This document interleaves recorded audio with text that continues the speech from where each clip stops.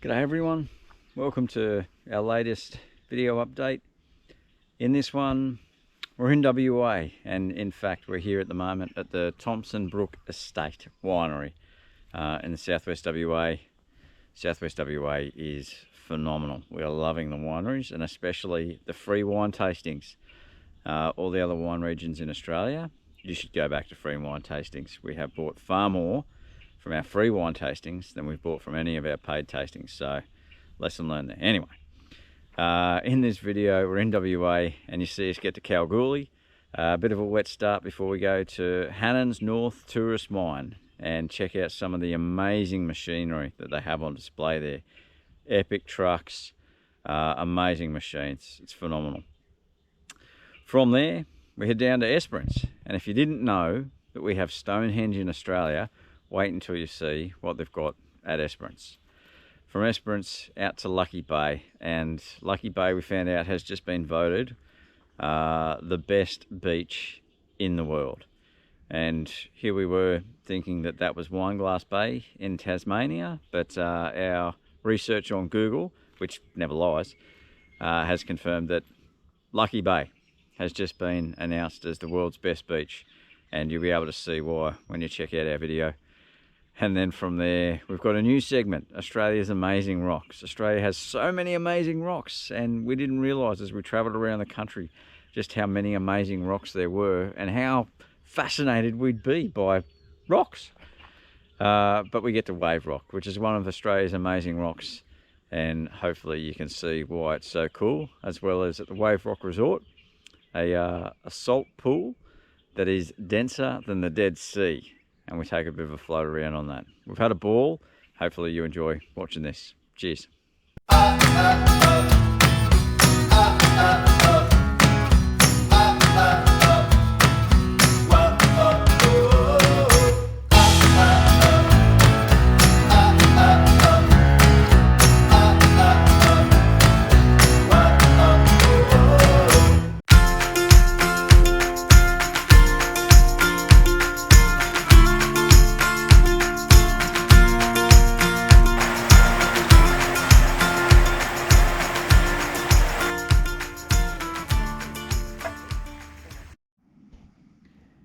Here we are. The weather is finally cleared. Now we've got a beautiful sunset. And it's time to make some pizzas. What have we got in the first pizza, Brookie? Hawaiian. Hawaiian. Let's check it out. Well, I just put it in so I know that it's not going to be ready to go, but we'll see if we can have a look at it anyway. Now, wood-fired pizza oven that we take with us. And there you go. Nothing quite like an outback sunset and a wood-fired pizza when you're camping. Luxury, eh? Yep. So, just to be clear, camping involves good coffee and good food. And wood-fired pizza is the best.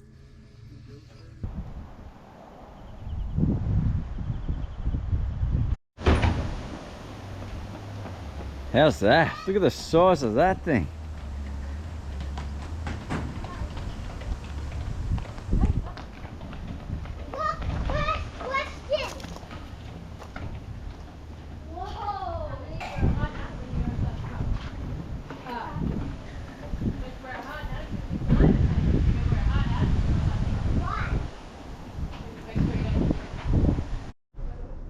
You got the cabin for one of those huge trucks. It's got the sign over there, max loaded machine, 377 tons. My goodness. Not bad at all.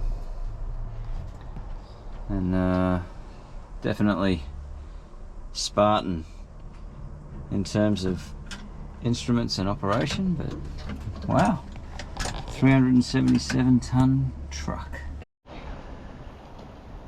Hopefully this gives you some idea of the scale of these machines. There's Jen in the front of the loader, and there's Brookie just chilling out in the wheel for the dump truck. Wow, just huge. So for a 377 tonne truck, it'll carry between 220 and 250 tonnes of ore, which sounds like a lot, and then you find out that of that there's maybe 500 grams of gold in the whole thing. So there's a golf ball. This thing is being used to pick up a golf ball sized amount of gold out of the 250 tonnes that they stick in the back. Amazing. So this is a refuge chamber used underground. So if there's a fire or there's a gas issue or something like that, the miners come in here, and it's got CO2 scrubbers and oxygen supplies. It's got its own internal power system if it needs it. It's even got a loo. Absolutely amazing. And there's a story inside about how it saved the lives of 9 people in a mine fire. And best of all, Australian design, built and owned. Fantastic. Chinese gardens are part of the mine, or the tourist mine here.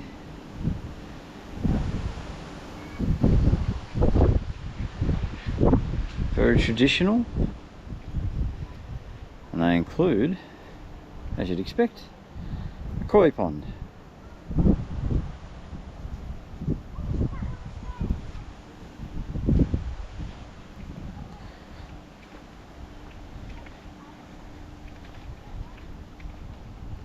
So come in, spinner.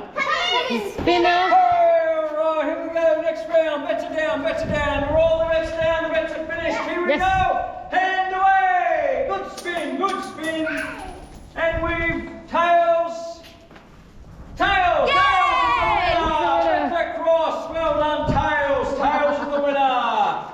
And get ready for the next round. Heads and heads. Yes. Oh no! I'm down $50. Yeah. Come in. So we're here in the 2-up ring Everybody, heads down. here at the Hannan North Tourist mine. Paddy's the spinner.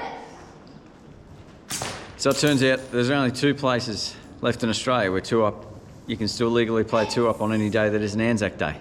And this is one of them. The other one's Broken Hill. So we'll be in Broken Hill in October, and I'm going to take my money back off Evie then. Alright, you guys make $1 million. Mummy and I retire. Apparently there's gemstones and gold. Wow, check that out. Woo-hoo-hoo. My goodness. Gold mining.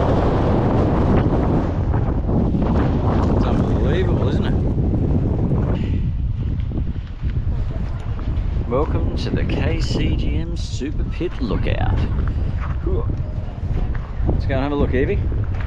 Oh, come on.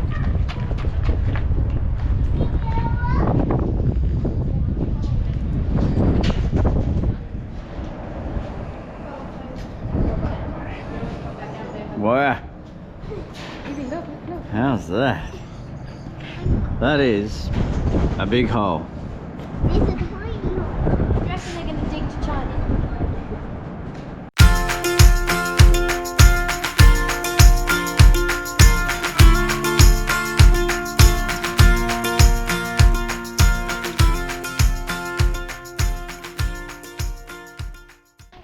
So of all the places that you find yourself while you're travelling around Australia, we're in Stonehenge. So this is actually near Esperance, and it's a 1:1 scale replica of Stonehenge in England. Absolutely amazing. Let's go and have a look. Between those cracks and lights up that altar.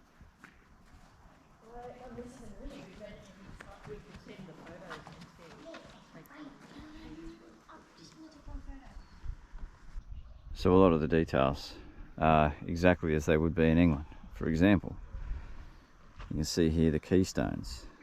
Now, if it was the winter solstice, the sun would set right between these keystones, so from behind where I'm standing at the moment, and the light would shine through here into and onto the altar, which is in the center. And then for the summer solstice, the sun actually rises from directly in front of us there, right through, and again comes up through the center and over the altar, which is pretty amazing. On top of that, the engineering is incredible. Unlike England, where the blocks are sandstone, hence why they're weathering, these are actually granite. So there's a pretty good chance, and the one in England's 4,000 years old, there's a pretty good chance that this one's going to outlive that one by a factor of at least 2, if not 10. This is proper granite, pink granite, quarried less than 1 kilometre away. There's a pretty good chance this thing will stand roughly forever. Each one of these big blocks in the centre weighs about 50 tonne, and these ones around the outside, these are all 28 tonne, with those ones are 7 tonne up there, and those ones are 17 tonne up the top. So between the hardness of the granite and the size of the blocks, it's pretty safe to assume that in 4,000 or 5,000 years they'll be wondering who built this engineering marvel, and in 10,000 years they'll wonder how we had the technology, just like we're wondering how they managed to use stone crafted mortise and tenon joints up on top of here in the original to make Stonehenge back in England. What a fantastic thing. So it's a pretty fascinating story in terms of how there came to be a Stonehenge in Esperance. A businessman in Margaret River, so several hundred kilometres from here, commissioned the quarry over the road to build Stonehenge, to get these granite blocks. 2 months before he was due to pick them up and the work was going to commence, the global financial crisis hit, and he couldn't afford them anymore, and he certainly couldn't afford the $250,000 in freighting to get thousands and thousands of tons of granite across the Margaret River. So it sat there for a couple of years, and in the end the granite company decided, well, we might as well get some of our money back, and they were going to cut these pieces up. And the farmer who lives here, which is just over the road from the quarry, heard about that and thought, well, that's not right. Someone should build Stonehenge, and it turns out that someone was him. So he bought the pieces, got them over here, and spent a couple of years creating this. Lined it up with the sun, just like the original back in England, and now you've got Stonehenge in Esperance. How cool is that? And just to be clear, that obviously was never designed to go here, and the farmer who put it here had no illusions that this was the best place for it. And as I turn around and have a look behind me, you can probably see we're very much in an agricultural area. From where I'm standing, I can see must be a herd of 30 or 40 cattle. There's a tractor going over here. It's absolute farmland with a huge replica of Stonehenge just sitting in the middle. Awesome.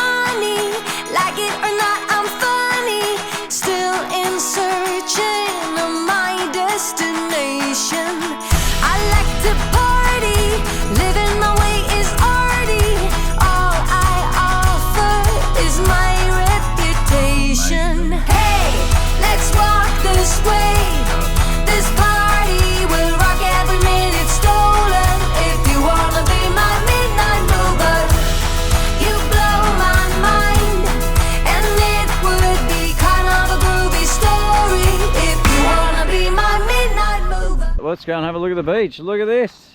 Yeah, there's another day. Beautiful. Absolutely beautiful. We can swim over there so I can see. My goodness. Let's walk this way. This party will rock every minute stolen. If you wanna be my midnight mover, you blow my mind. And it would be kind of a groovy story. If you wanna be my midnight mover.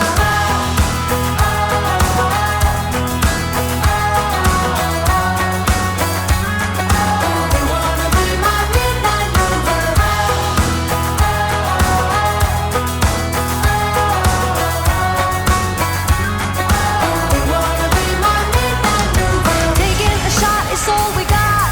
Rocking the boat, undo the knot.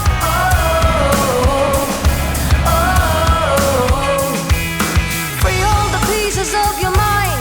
Facing the fact that I'm your sign.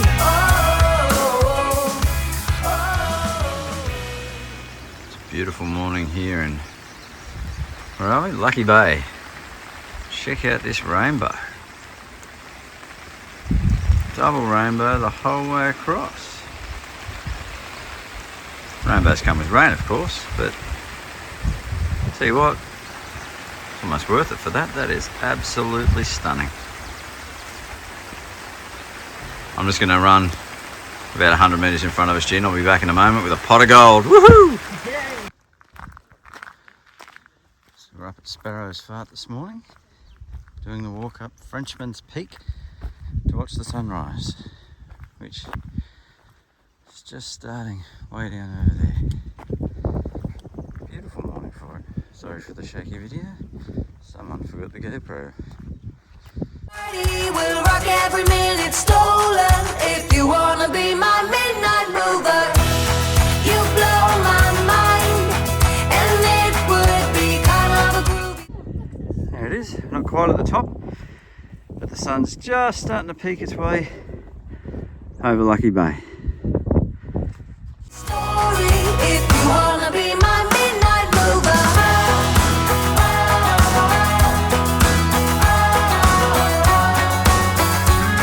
If you wanna be my midnight mover.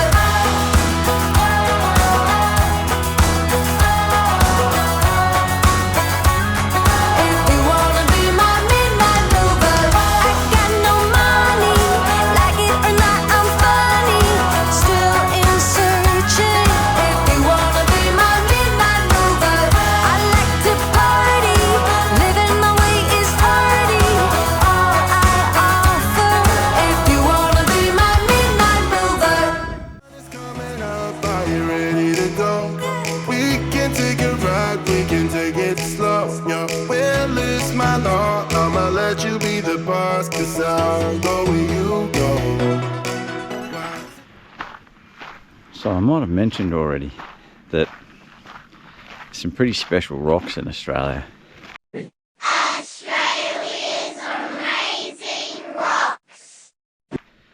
And we seem to love our special rocks. Well, we're here at the moment at another special rock. And this one's wave rock. And you'll see why it's called wave rock in a second. But it's in near Hyden, kind of in southwestern, eastern WA. And this rock is 2.7 billion years old. So the granite that forms the rock is some of the oldest rocks in the world, which is pretty cool. As far as rocks can be cool. It has been awesome on this trip to realise just how much we have cool rocks. Let's go and have a look. So as you can see, this rock shelf has been carved out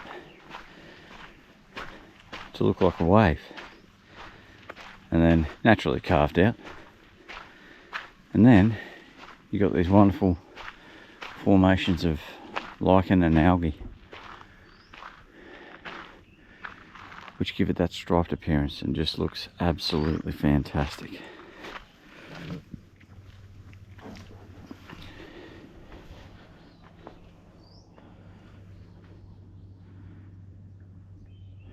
So like I say, cool rocks.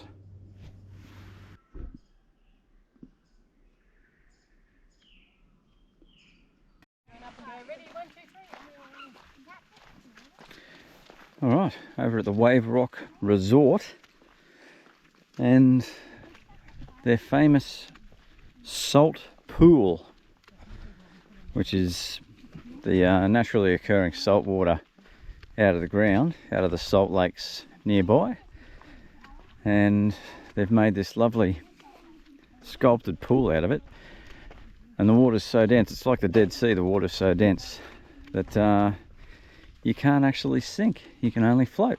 So we're going to jump in and see how she goes. What if I open my soul? Here I stand by myself on my own. What if I lose all control and take a step out into the unknown? Oh, oh, oh. What do I know?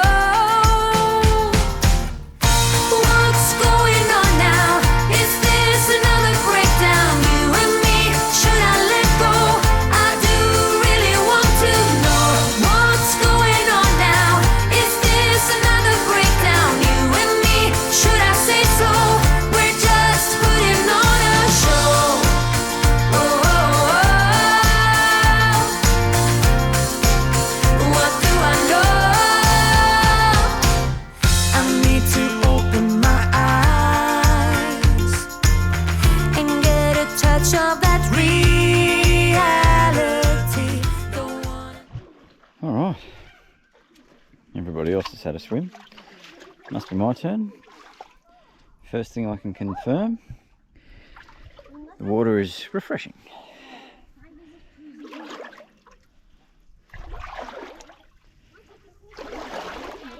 It's quite muddy and rocky, and then there's a bit of a ledge here, but in we go.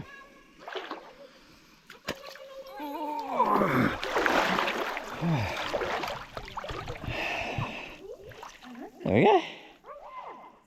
You can just float. Oh.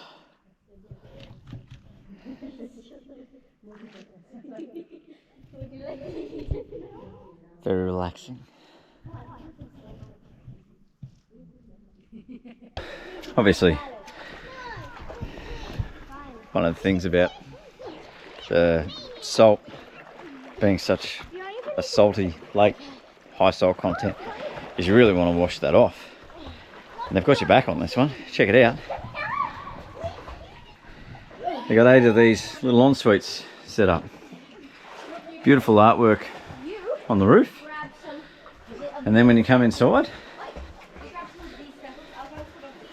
freshwater shower with hot and cold. And a little ensuite with flushing porcelain. Luxury these days. So how good's that as a setup? Therapeutic saltwater swim, followed by a decent hot shower. Winning.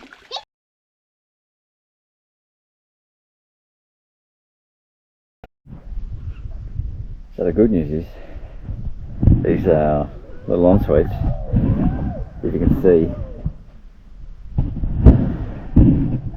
they do have hot water heaters. The bad news, they're not working. Good news, the kids and I are wearing wetsuits. The bad news for Jen, she's not. Looks like she gets a cold shower to recover from a cold swim. Here I stand by myself.